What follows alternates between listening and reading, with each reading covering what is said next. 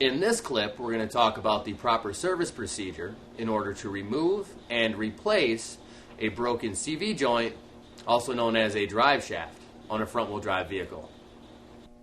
In this step, I'm going to show you the proper service procedure for prying your lower control arm down and removing the ball joint stud from the lower portion of the spindle. What you're going to do, I like to use my pickle fork, just slide it into a section of pipe. I'm using my jack handle right now. I'm going to slide it under the tie rod end and over the sway bar link, just like so. From there, I'm going to take and apply downward pressure and wiggle my spindle and get it to pop off. Now you're going to have to step on it and use both hands for the wiggling. And step on it down like that and then slip it off the stud.